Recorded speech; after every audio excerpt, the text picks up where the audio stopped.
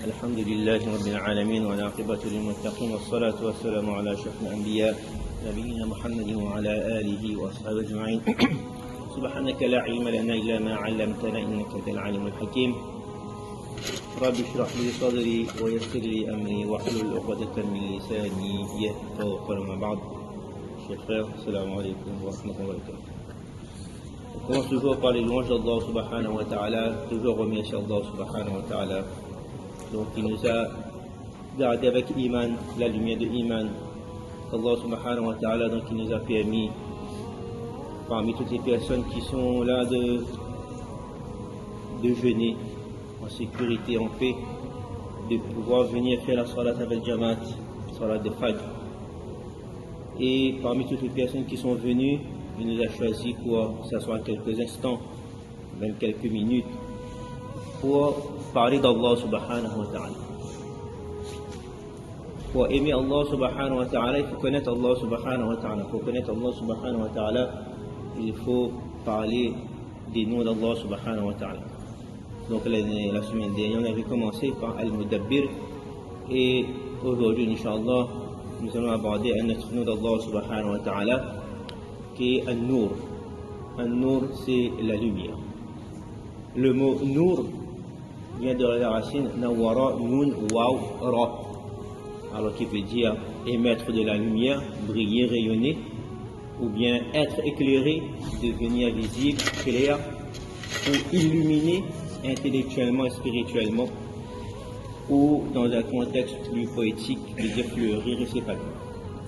Alors quelques dérivés du mot Nour, donc Nour qui veut dire lumière, lumière en général. On a Manara, Manara c'est Fa ou minaret, c'est le lieu qui émet de la lumière. On a Munir au féminin, au singulier, et au féminin c'est Munira, qui veut dire brillant, illuminé, resplendissant. Nayir, rayonnant, éclatant. Et Tan-Nur, Tan-Nur c'est illumination, éclat.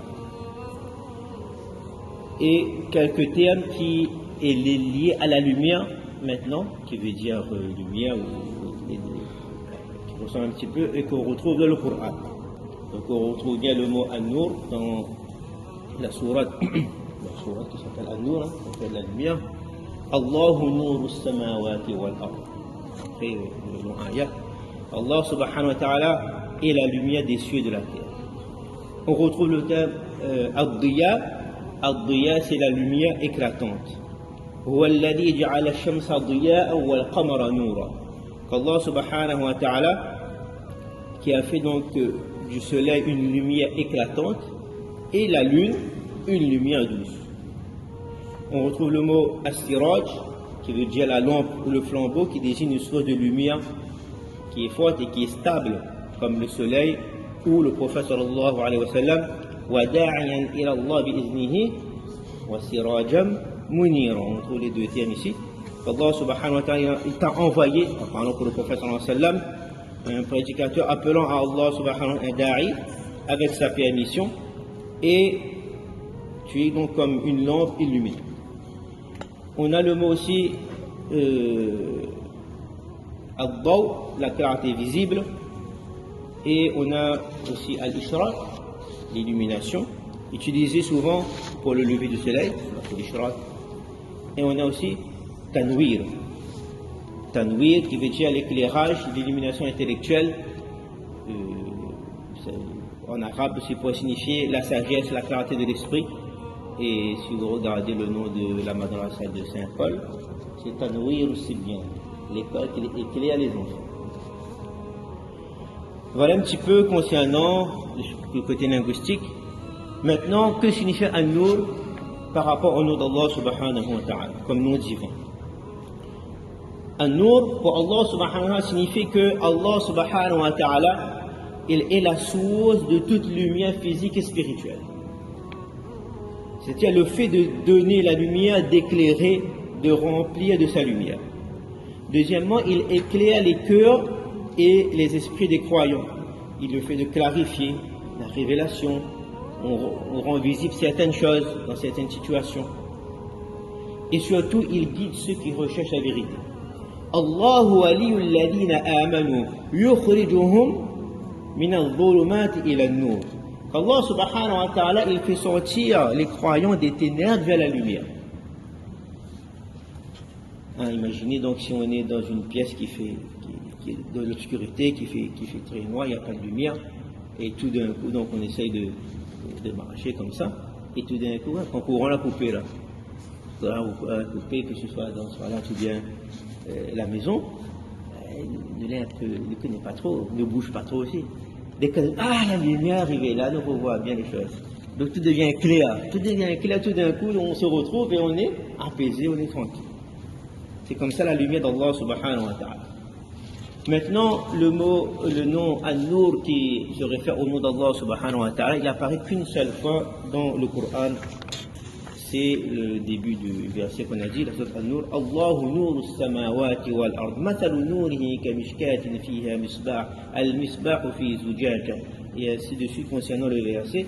Donc c'est un long verset qui mérite un long tafsir aussi. Juste pour citer, donc Allah subhanahu wa ta'ala, c'est la lumière des cieux et de la terre. Donc sa lumière, donc le symbole de sa lumière serait un foyer où se trouverait une lampe qui elle-même serait nichée dans un récipient de cristal, etc.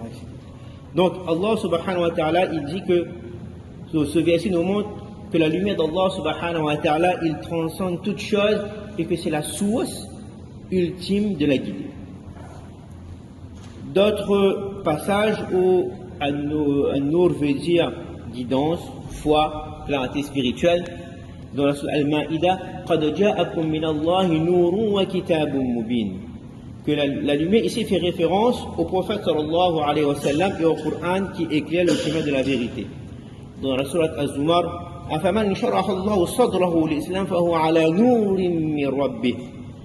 Que est-ce que celui dont Allah subhanahu wa ta'ala ouvre la poitrine à l'islam et qui se trouve dans une lumière venant de son Seigneur. Maintenant, comment vivre ce nom d'Allah subhanahu wa ta'ala? Comment le vivre au quotidien? 5 points. En premier, il faut qu'on recherche la lumière de l'Iman, la lumière de la foi. Ça c'est primordial. Dans notre Iman, c'est une lumière qui va éclairer notre cœur. C'est-à-dire, plus on va obéir à Allah subhanahu wa ta'ala, plus notre cœur va briller. Et lorsqu'on va commettre une erreur, notre cœur va s'assombrir. Dans le Coran, Allah subhanahu wa ta'ala nous dit أَوَمَنْ كَانَ مَيْتًا فَأَحْيَيْنَاهُ وَجَعَلْنَا لَهُ نُورًا يَمْشِي بِهِ فِي النَّاسِ كَمَنْ مَثَلُهُ فِي الظُّلُمَاتِ لَيْسَ بِخَارِجٍ مِنْهَا. Est-ce que celui qui était mort et que nous avons ramené à la vie, donc il était égaré, on l'a guidé, et à qui nous avons donné une lumière avec laquelle il marche parmi les gens. Donc lorsqu'on commence à faire des bonnes actions, notre cœur va être éclairé, on pourra bien faire la part des choses, qu'est-ce qui est bon, qu'est-ce qui n'est pas bon. Lorsqu'on va prendre une décision, on pourra prendre une décision facilement, si c'est bon, si c'est pas bon. Dans le cas contraire, on connaît le hadith qui dit que lorsque le mu'min il fait un péché, il a un point noir sur le cœur. Il fait un autre péché, il a un autre point noir. Pourquoi il y a un point noir? Parce que ça va éteindre cette lumière qu'Allah a mis dans notre cœur. Et lorsque le cœur s'assombrit et devient tout noir, on ne sait plus, est-ce que ça est bon, est-ce que ça n'est pas bon, est-ce qu'on ne sait plus trop, on n'est plus guidé, comme on n'a plus de lumière, on ne sait plus, on fait comme on veut et après on se trompe. C'est pour cela, chaque fois qu'on fait une erreur, de demander pardon à Allah subhanahu wa ta'ala. On fait tous des erreurs, mais directement on garde cette lumière allumée. Deuxième point, méditer sur les exemples concrets de la lumière d'Allah subhanahu wa ta'ala. En premier, nous avons bien l'histoire de Moussa alayhi salam. L'histoire de Moussa alayhi salam, à deux moments, donc, il y a cette lumière, alors qu'on parle de lumière. En premier, donc, lorsque Moussa alayhi salam, trois fois, lorsque Moussa alayhi salam, donc, il était perdu dans le désert avec sa famille, et il voit une lumière sur le mont Sinaï. Et cette lumière était un signe de la présence et la guidance d'Allah subhanahu wa ta'ala. Donc il avait dit qu'il va voir là-bas qu'il y a des gens, il y a une lumière, etc. Et lorsqu'il arrive à cet endroit-là, Allah subhanahu wa ta'ala lui a parlé. lui a ordonné d'enlever donc ses sandales, Dieu va les bénir et il est devenu prophète. Donc ici, c'est la lumière d'Allah subhanahu wa ta'ala, était un symbole de guidance, même dans les moments de difficulté. Il était tout seul dans le désert. Ensuite, il y a sa main qui, par miracle, ont éclairé. Et enfin, Moussa alayhi salam, l'autre récit, c'est lorsqu'il a demandé à Allah subhanahu wa ta'ala de lui accorder ce privilège de le voir. Il voulait voir Allah subhanahu wa ta'ala. Alors, Allah subhanahu wa ta'ala dit dans le Coran, de surat Al-A'raf, il dit, tu ne vas pas guérir moi. Ou veut, ou insiste, ou l'a demandé. Mais, on va essayer, regarde. Quand Moussa alayhi salam voulait voir Allah subhanahu wa ta'ala, Allah ta'ala dit non, mais c'est pas possible. Mais pour montrer la puissance qu'il faut vraiment voir, si vous voulez voir Allah subhanahu wa ta'ala, Allah subhanahu wa ta'ala va envoyer une infime de sa lumière. Un petit bout de lumière, dit regarde juste cette montagne énorme là. J'envoie juste ma lumière là-bas. Et s'il peut supporter ma lumière, ben on va voir. Mais cette montagne a été pulvérisée en poussière, juste par une infime lumière d'Allah subhanahu wa ta'ala, et Moussa alayhi salam est tombé sans connaissance. Il ne pouvait pas avoir. C'est ça la lumière d'Allah subhanahu wa ta'ala. Ce que Moussa alayhi salam a vu, c'est la manifestation indirecte de cette lumière qui était trop puissante pour cet œil de ce monde. C'est pour cela qu'Allah subhanahu wa ta'ala dit que les croyants pourront voir Allah subhanahu wa ta'ala. Subhanallah, c'est extraordinaire. La lumière d'Allah subhanahu wa ta'ala va voir Allah subhanahu wa ta'ala, mais avec des capacités différentes de celles de ce monde. L'autre monde, c'est autre chose. Donc on médite là-dessus, on peut augmenter, donc on comprend c'est quoi la lumière d'Allah subhanahu wa ta'ala. La lumière d'Allah subhanahu wa ta'ala nous apprend que c'est le Coran.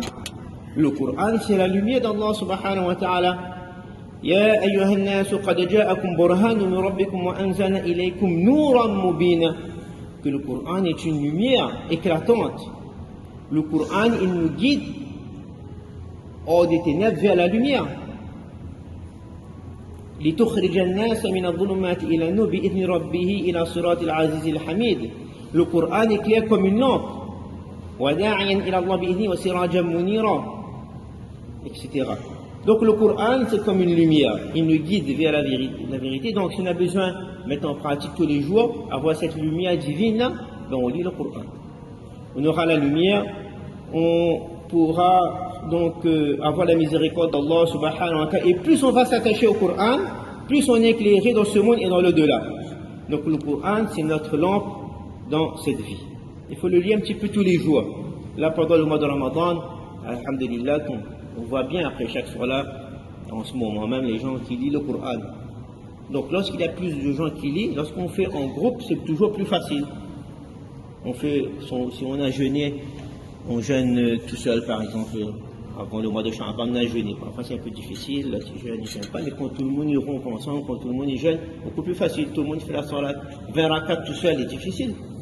Et on imagine les dames comment ils font. C'est plus dur ça. On n'imagine pas nous faire en Jamaat. Parfois l'imam il vient une semaine, nous reste debout, mais nous suivent. Au bec, combien rakats, combien sajda, parfois nous tombent. Hein? Parfois nous tombent, bien nous donnent un sajda aussi. Mais les dames, eux, il faut imaginer, ils font tout seuls 20 rakats. Subhanallah. Donc quand on est en groupe, c'est beaucoup plus facile. On parlait du Coran, quand tout le monde enseigne le Coran, on a besoin de parler avec quelqu'un. Ah ben il lit le Coran, ben il lit le Coran. Si tout le monde lit le Coran, personne ne cause plus. Troisième point, comment mettre en pratique le nom d'Allah subhanahu wa ta'ala? On va multiplier les bonnes actions. Donc on a vu en premier il faut avoir la lumière de la foi. Après en deuxième c'est le Coran. Et en troisième, ben, les autres actions. La salat, la prière est une lumière aussi, le Coran il a dit. Le dhikr, ça permet donc d'amener une autre lumière dans le cœur. Parfois on néglige ça. Faire le dhikr, le rappel. On dit Allahu Akbar. C'est pas comme ça. On dit Allahu Akbar. On s'arrête, on médite. Allah est plus grand que toute chose. Toute chose qui existe, Allah est le plus grand. Même le travail qu'on est en train de faire, même toute ma fortune, même tout ce que j'ai, Allah est plus grand que ça. Subhanallah. Mon fils, Subhanallah. Lorsqu'il va dire gloire à Allah, Allah est pur, il y a des défauts. Alhamdulillah, on remercie Allah subhanahu wa ta'ala qui m'a donné les yeux. Alhamdulillah. À chaque fois on dit Alhamdulillah, on pense à un bienfait. Mais ça augmente cette lumière qui est dans notre cœur. Le bon comportement aussi, ça apporte une lumière. Donc on voit bien le prophète sallallahu alayhi wa sallam, il avait un visage lumineux. Pas seulement donc physiquement, par le bon comportement, ça amène aussi une lumière. Quatrième point, chercher la lumière d'Allah subhanahu wa ta'ala dans l'obscurité des épreuves. Lorsqu'on est en difficulté, on pense que tout est perdu, il n'y a pas une solution. On va chercher Allah subhanahu wa ta'ala. On va chercher la lumière d'Allah subhanahu wa ta'ala qui nous guide pour trouver la solution à notre problème. C'est ça comme ça, il faut le voir. La patience et la confiance en Allah subhanahu wa ta'ala apportent la lumière.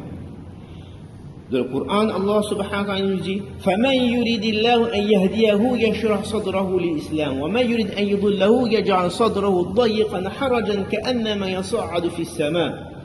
Celui qui veut être guidé, il ouvre sa poitrine, il pense à Allah subhanahu wa ta'ala. Et donc il a fait dua. Nous savons tous ce dua-là. Allahumma ja'al fi qalbi noura. Allah ta'ala met la lumière dans mon cœur. Wa fi sam'i noura. Et donc dans mon nuit, une lumière. Après, wa fi basari noura. Dans mon regard, ma vue. An yamini noura, à ma droite. An yasari noura, à ma gauche. Wa min fawqi, non, fawq c'est en haut. Wa min fawqi noura, au-dessus de moi. Wa min tahti noura. Allahumma ja'alni noura. À la fin, qu'est-ce qu'on dit? Fait que moi-même je suis une lumière. Une guidance pour les autres aussi. Ce doigt-là, qu'on peut le lire chaque jour. Donc, une fois que notre cœur est rempli de lumière, automatiquement ça va refléter sur notre extérieur. Parfois, on voit quelqu'un qui passe, il dégage une lumière comme ça, on ne sait pas, parce qu'il y a beaucoup de lumière à l'intérieur. Et lorsque cette lumière diminue, c'est là que on risque de tomber dans le péché. Et lorsqu'on fait le péché, on dit que ça sort de notre corps cette lumière-là. Donc, le hadith qui dit que celui qui fait le péché là, donc c'est par rapport à cette lumière qui n'est plus dans notre cœur. Donc, quotidiennement, en résumé, on doit demander la lumière d'Allah subhanahu wa ta'ala dans nos décisions. Avant de prendre une décision importante, on fait istikhara. On demande la guidée d'Allah subhanahu wa ta'ala, la lumière d'Allah subhanahu wa ta'ala. On doit s'éloigner de l'obscurité des péchés, on doit se repentir, abandonner donc si on a commis, on était en colère, justice, etc. Donc demander pardon pour que notre cœur reste toujours illuminé. Éclairer le chemin des autres aussi, on doit être une source pour son entourage et regarder ce qui nourrit la lumière, toutes les sources de lumière qui amènent dans notre cœur, on doit le faire, donc les rappels, les choses qui sont licites, Tarawih, Qiyamul Layl, réfléchir sur les versets du Coran, lire le Coran, etc. Et dans les moments difficiles, avoir confiance en Allah subhanahu wa ta'ala. Jamais désespérer de la miséricorde d'Allah subhanahu wa ta'ala. Et se rappeler que même dans l'obscurité, Allah il est près de nous. Allah peut nous apporter cette lumière. Donc en conclusion, faisons briller la lumière d'Allah subhanahu wa ta'ala dans notre vie. Allah subhanahu wa ta'ala, Allahu nuru samawati wal ard, c'est lui qui est la lumière des cieux et de la terre, c'est lui qui éclaire tout. Il va éclairer notre foi par le Coran et le dua qu'on a dit tout à l'heure. On essaye de le lire, Inch'Allah, la prochaine fois on va essayer de le distribuer. Allahumma ja'alli fi qalbi noura, dans mon cœur, wa fi lisani noura, sur ma langue, wa fi basari, wa fi sam'i, donc les yeux, les oreilles, fawqi yamini, yasar, à droite, à gauche, en haut, en bas. Allah Ta'ala, il m'englobe de sa lumière.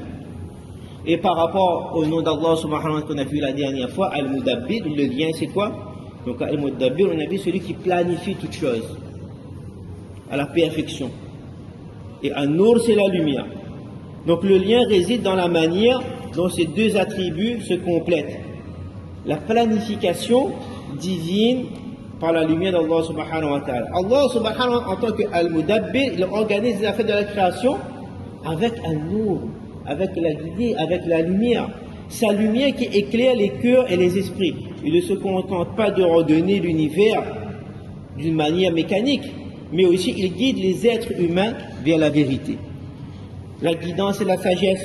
Allah subhanahu wa ta'ala, il administre le destin des créatures, Al-Mudabbir, il planifie notre futur, tout en offrant la lumière du savoir et de la foi, pour qu'on puisse comprendre avec sagesse ce qui nous arrive. De l'obscurité à la lumière, donc toute personne qui cherche la guidance d'Allah subhanahu wa ta'ala, il bénéficie du rôle de Al-Mudabbir. Vous cherchez la guidée, Allah subhanahu wa ta'ala va planifier quelque chose pour que vous trouviez la guidée. Et il va placer des signes et des épreuves pour qu'on cherche la lumière d'Allah subhanahu wa ta'ala dans ces épreuves pour qu'on trouve notre voie. Donc en résumé, Al-Mudabbir gère les affaires de l'univers et des hommes, et An-Nur apporte la clarté nécessaire pour comprendre et suivre cette gestion divine. Donc Allah subhanahu wa ta'ala nous permet toujours de mettre en pratique toujours ce qu'on a dit, même si on n'a pas tout retenu, on essaye de mettre en pratique, on lit le Coran, etc. On dit que c'est une lumière pour notre cœur, on essaie de propager aux absents, et aussi on essaye toujours de méditer sur les noms d'Allah subhanahu wa ta'ala, et cela va nous permettre de nous rapprocher de lui et d'être plus concentrés dans nos adorations qu'Allah subhanahu wa ta'ala il nous pardonne et il accepte nos bonnes actions. Amin rabbal alamin.